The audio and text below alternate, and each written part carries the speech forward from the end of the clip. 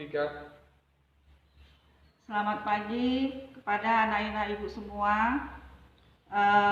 Saya ucapkan salam sehat, salam sejahtera bagi kalian semua. Semoga kalian baik-baik aja dalam lindungan Tuhan Yang Maha Esa. Nah, materi kita anak-anak ibu sekarang adalah Undang-Undang Dasar 1945, pelajaran PKN, mengenai makna daripada pembukaan Undang-Undang Dasar 1945. Nah, sebelum kita memulai sebagai umat yang beragama, marilah kita berdoa menurut kepercayaan kita masing-masing, bahwasannya kita sebagai umat yang beragama. Dan tak lupa juga ya, salam cerdas, salam bagi anak Indonesia. Nah, marilah anak ibu kita sekarang memasuki materi pelajaran daripada pembukaan Undang-Undang Dasar 1945 yang ada di buku paket halaman 33. Nah, untuk memudahkan kalian daripada mengingat daripada pembukaan Undang-Undang Dasar 1945 yang terdiri 4 alinea, Ibu ada cara untuk memudahkan kalian menghafal untuk mengingatnya, yaitu ba dan aku. Di alinea pertama, ba, tadi kan ba. Jadi bahwa sesungguhnya kemerdekaan itu ialah hak segala bangsa. Kemudian di alinea kedua, dan perjuangan kemerdekaan Indonesia telah sampailah kepada saat yang berbahagia. Kemudian di alinea ketiga, A, atas berkat rahmat Allah yang maha kuasa dan dengan didorongkan oleh keinginan luhur. Alinea keempat, Ku, kemudian daripada itu untuk membentuk suatu pemerintahan negara Indonesia. Nah, jadi sebenarnya itu sangat memudahkan kepada anak-anak kami. Nah, karena apa? Teringat dengan badan saya, badan aku. Nah, jadi kalau ditanya si B, alinea ketiga, kamu langsung bisa tahu. Karena apa? Badan aku. A, jadi kamu sudah ingat A. Apa alinea ketiga? Atas berkat rahmat Allah yang maha. Nah, jadi itulah cara yang mudah untuk mengingat daripada pembukaan Undang-Undang Dasar 1945. Anak ibu, sekarang kita masuk ke materi, yaitu daripada makna alinea pertama Undang-Undang Dasar 1945. Nah, di alinea pertama di sini ada mengandung dalil objektif dan subjektif. Dalil objektif di sini bahwasannya ya, penjajahan di atas dunia ya tidak berperi kemanusiaan dan tidak berperi keadilan. Berarti di sini bahwasannya penjajahan di sini adalah melanggar hak asasi manusia. Nah, kemudian di situ ada juga diskriminatif.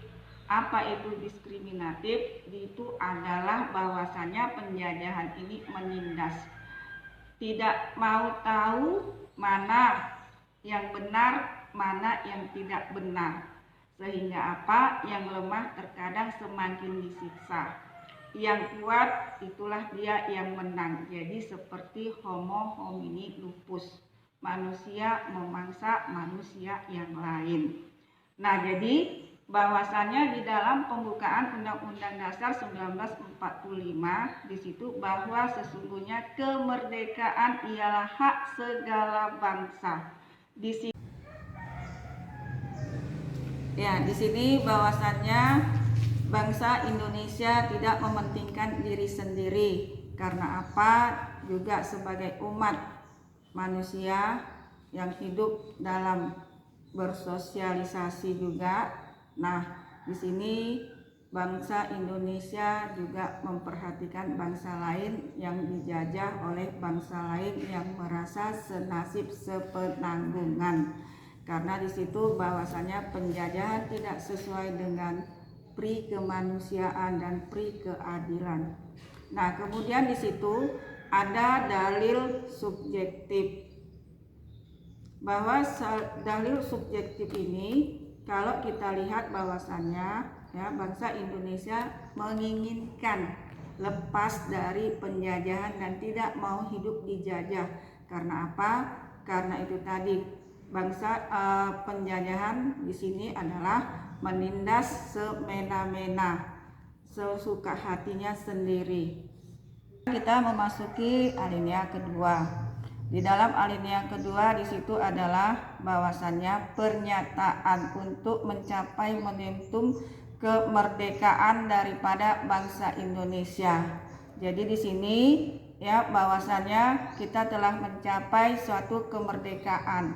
Tetapi di situ bukanlah kemerdekaan yang hanya merdeka begitu saja, tetapi di sini di alinea kedua di sini juga adalah untuk daripada mengisi kemerdekaan tersebut.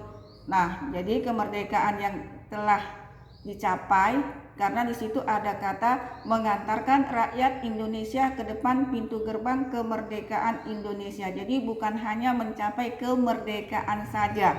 Tetapi di sini bahwasanya di alinea kedua di sini adalah untuk merdeka, bersatu, berdaulat, adil dan makmur.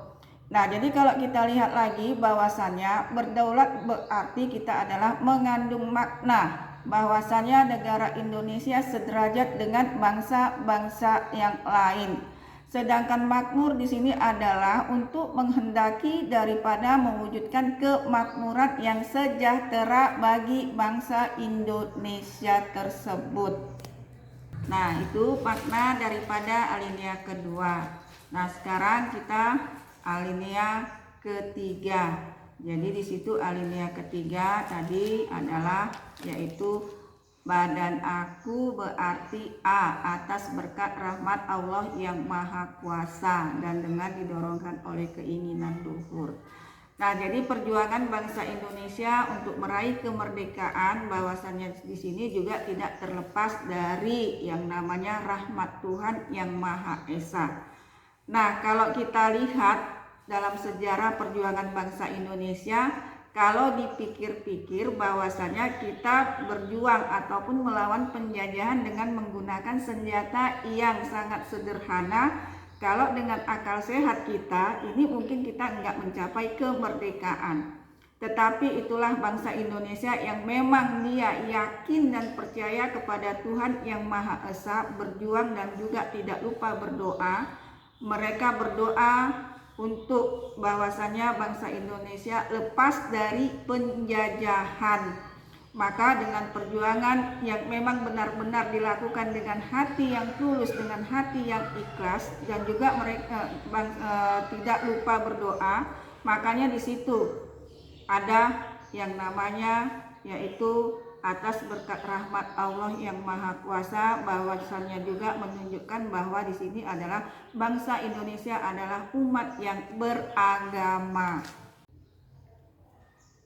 Nah, sekarang kita masuk dengan alinea keempat. Jadi di alinea keempat di situ adalah daripada yaitu memuat prinsip-prinsip ataupun daripada makna yang ada di dalam pembukaan Undang-Undang Dasar 1945 di alinea keempat. Yang pertama yaitu adalah tujuan negara Republik Indonesia.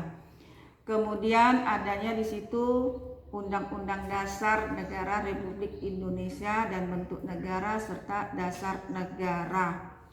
Nah, jadi kalau kita lihat di sini tujuan negara kita ya bahwasannya apa? Itulah dia, yaitu melindungi segenap bangsa Indonesia dan seluruh tumpah darah Indonesia dan untuk memajukan kesejahteraan umum dan mencerdaskan kehidupan bangsa. Nah, jadi di sini apa? Di sini adalah ya untuk mencerdaskan kehidupan bangsa ya. Kemudian kita di sini juga ikut serta dalam melaksanakan perdamaian dunia yang berdasarkan perdamaian abadi. Nah, jadi di situ terdapatlah tujuan dan cita-cita negara Indonesia untuk membangun dalam berbagai bidang. Jadi di situ terdapatlah negara yang merdeka, bersatu, berdaulat, adil dan makmur daripada tujuan cita-cita negara Indonesia. Nah, kemudian di dalam alinea keempat juga terdapat bahwasannya yaitu daripada Undang-Undang Dasar, ketentuan daripada Undang-Undang Dasar tersebut. Nah, dalam pelaksanaan pemerintahan negara Indonesia, adanya Undang-Undang Dasar tersebut adalah untuk mengatur dalam kehidupan berbangsa dan bernegara. Jadi di sini bukanlah kekuasaan belaka ataupun siapa yang berkuasa sesuka hatinya, enggak. Jadi kita di sini mengikuti peraturan-peraturan hukum yang ada. Nah, jadi di sini setiap warga negara wajib menjunjung tinggi hukum yang berlaku. Jadi setiap peraturan yang ada wajib kita patuhi, baik itu bagi pemerintahan sendiri maupun sebagai warga negara. Nah, kemudian ada lagi di situ yaitu bahwasannya daripada memuat prinsip daripada suatu negara Republik Indonesia yang berkedaulatan rakyat dengan berdasarkan. Nah, jadi di sini ada dasar negara. Nah, kemudian yang berkedaulatan rakyat di sini bahwasanya pemerintahan negara kita adalah negara yang berbentuk republik, kekuasaan berada di tangan rakyat. Bahwasannya Jadi di sini dari rakyat, oleh rakyat dan untuk rakyat. Jadi suatu kepala pemerintahan di sini ya dipilih dari rakyat, oleh rakyat, untuk rakyat. Nah, jadi kepala pemerintahan itu memang berasal dari rakyat. Nah, kemudian dipilih oleh rakyat dan bekerja kalau sudah terpilih ini juga untuk rakyat. Bukan daripada yang namanya yaitu pemerintahan yang turun-menurun. Nah, jadi itulah ya anak ibu ya. Di situ juga terdapat daripada dasar negara Indonesia. Nah, jadi dasar negara kita adalah Pancasila yang juga terdapat di dalam pembukaan Undang-Undang Dasar 1945. Nah, jadi dasar negara kita ini juga di dalam Undang-Undang Dasar 45 juga merupakan merupakan dari dasar negara kita digali dari bangsa Indonesia sendiri, bukan digali bangsa-bangsa lain. Jadi dasar negara kita ini adalah merupakan pencerminan daripada nilai-nilai bangsa Indonesia sendiri. Nah, itulah anak ibu materi kita daripada makna pembukaan Undang-Undang Dasar 1945 dari alinea pertama dan alinea keempat. Nah, semoga pelajaran ini ya bermanfaat dan ibu harapkan bisa kalian terapkan dalam kehidupan sehari-hari walaupun dalam hal yang kecil yang bisa bermanfaat bagi diri kalian dan juga orang lain. Oke, salam ketemu kembali minggu depan.